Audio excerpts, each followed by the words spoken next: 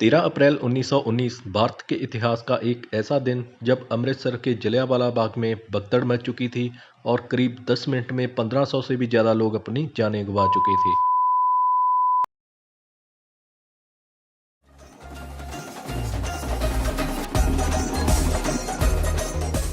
मैं बात कर रहा हूँ बैसाखी के उस दिन की जब हजारों की संख्या में लोग बैसाखी का मेला देखने अमृतसर पहुंचे हुए थे। इसी समय जलियांवाला बाग में रॉयल एक्ट का विरोध करने के लिए एक सभा भी बुलाई गई थी। राष्ट्रीय नेताओं सत्यपाल और सैफुद्दीन किचलू की गिरफ्तारी और उनके खिलाफ शांतिपूर्वक विरोध करने के लिए लोग बाग में एकत्र हुए थे, जिसकी खबर अंग्रेज सरकार तक पहुंच चुकी थी। यह खबर मिलते ही जनरल डायर आग बबूला हो चुका था। ब्रिगेडियर डायर ने अपनी एक गोरखा और सिख पैदल सेना की टुकड़ी ली और लोगों को वहां जाकर घेर लिया। वह अपने सिपाहियों के साथ इसी रास्ते जलियांवाला बाग में एंटर कर चुका था और आगे जाकर रास्ता बंद कर दिया था। जलियांवाला बाग में आने जाने का ये इकलौता रास्ता होने के कारण लोग अंदर ही ब्लॉक हो चुके थे। जब तक लोग यह देखकर कुछ समझ पाते, इतने में जोरदार एक आवाज सुनाई दी।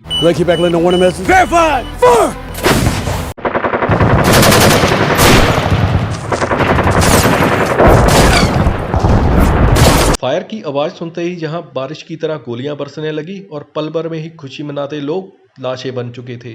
उस दिन यह सारा खुला एरिया लोगों से भरा हुआ था, जहां चारों तरफ ऊंची इमारतें होने के कारण किसी और रास्ते से यहां से बाहर निकलना मुमकिन ही नहीं था। आज भी उन लोगों की याद में जहां म्यूजियम बनाया गया है, यहां भारत में घटित बहुत सारी महत्वपूर्ण घटनाओं को पेश किया गया है और आज़ादी तक इम्पोर्टेंट न्यूज़ भी आप यहाँ पर देख सकते हो।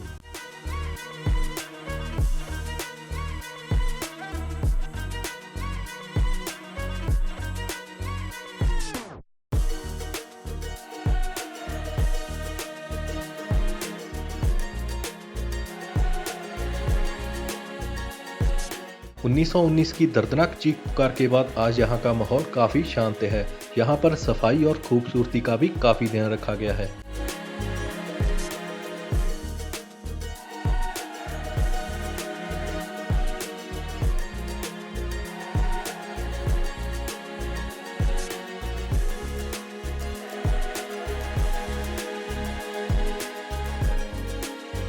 गोलीकांड समय कुछ लोग अपनी जान बचाने के लिए यहाँ मौजूद कुएं में कूदने लगे। अफसोस वह भी अपनी जान नहीं बचा पाए। कुछ लोग तो गहरी चोट की वजह से मारे गए और कुछ लोग सांस ना लेने की वजह से मारे गए, क्योंकि सिपाहियों ने लोगों की लाशों को इस कुएं में गिरा दिया था, जिससे दबने के कारण वह भी मारे गए। बताया जाता है कि बाग में मौजूद कुएं में 200 से ज्यादा लाशों को निकाला गया था, जिनमें बच्चे, बूढ़े और महिलाएं भी शामिल थी।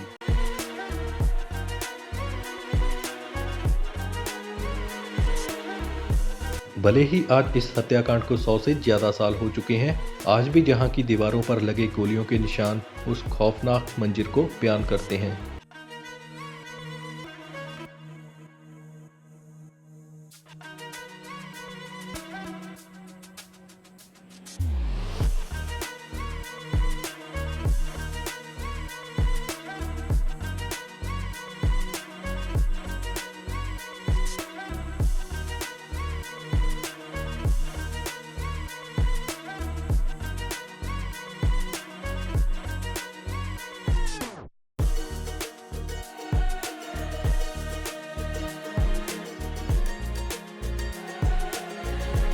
इस हत्याकांड में एक बच्चा जीवित बच गया था, जो कि सारी रात लाशों के बीच जख्मी हालत में पड़ा रहा। वह सुबह उठा और खून से लथपथ इस धरती को देखते ही उसने इसकी मिट्टी को उठाकर कसम ली कि मैं इस जलियांवाले बाग के हत्याकांड का बदला जरूर लूंगा। इस बच्चे का नाम ऊधम सिंह था, जिसका जन्म 26 दिसंबर 1899 को पंजाब के संगरूर जिले में पड़ते सुनाम गांव में हुआ था, जो कि कंबोज जाति से संबंधित थे।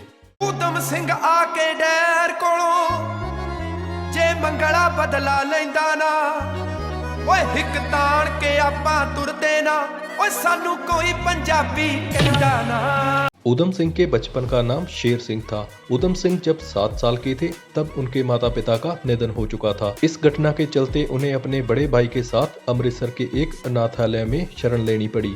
13 अप्रैल 1919 को जब ऊधम सिंह ने यह हत्याकांड देखा, तब उन्होंने इसका बदला लेने की कसम खाई थी। साडे नाल मत्था लाया महंगे मुल पैना है, बदला मैं अमृतसर दा पापी तो लेना है, बदला मैं अमृतसर दा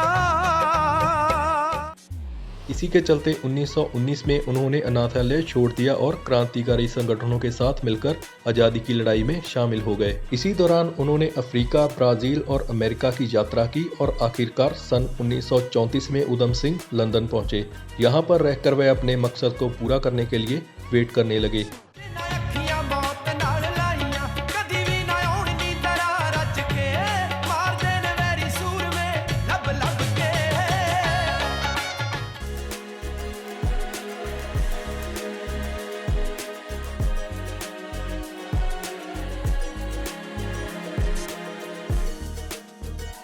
आखिर जलियांवाला बाग हत्याकांड के 21 साल बाद 13 मार्च 1940 को वह समय आ चुका था जिसका उधम सिंह को सालों से इंतजार था। रॉयल सेंट्रल एशियन सोसाइटी की लंदन में बैठक होने वाली थी। यहाँ पर अडवायर पहुँचने वाले थे।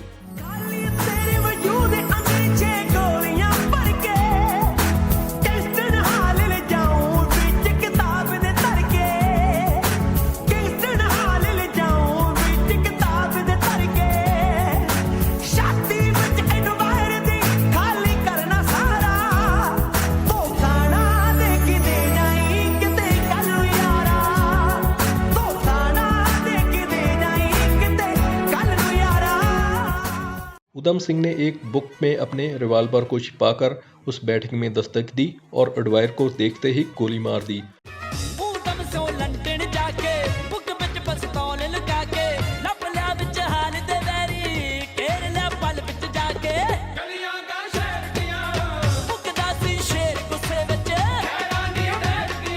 उसे मारकर उधम सिंह ने जलियांवाला बाग हत्याकांड का बदला लिया और अपनी कसम पूरी की। उधम सिंह ने वहीं से अपनी गिरफ्तारी दी। वह हिंदू, मुस्लिम, सिख सभी को अपना मानते थे, इसलिए कोर्ट में उन्होंने अपना नाम राम मोहम्मद सिंह बताया। 4 जून 1940 को उधम सिंह को हत्या का दोषी ठहराया गया और 31 जुलाई 1940 को उन्हें फांसी की सजा दे दी गई। 1970 में उनके अवशेषों को भारत लाया गया। इसके बाद उनका कुछ हिस्सा सतलुज नदी में बहा दिया गया और कुछ हिस्सा आज भी जलियांवाला बाग में रखा गया है। या वो योद्धा थे जिन्होंने अपने देश के लिए और हम सबके लिए अपनी जान दे दी, तो हमारा भी फर्ज बनता है कि इनको याद रखें और इनकी बहादुरी के किस्से अपने बच्चों को सुनाएं। भारत के इस अमर शहीद को श्रद्धांजलि देने के लिए कमेंट में भारत माता की जय लिखना ना भूलें। वीडियो अच्छा लगा तो लाइक और शेयर करना मत भूलें। ऐसी ही और वीडियो देखना चाहते हो तो चैनल भी सब्सक्राइब कर लें। मिलते हैं किसी अगले वीडियो में, तब तक के लिए बाय बाय फ्रेंड्स।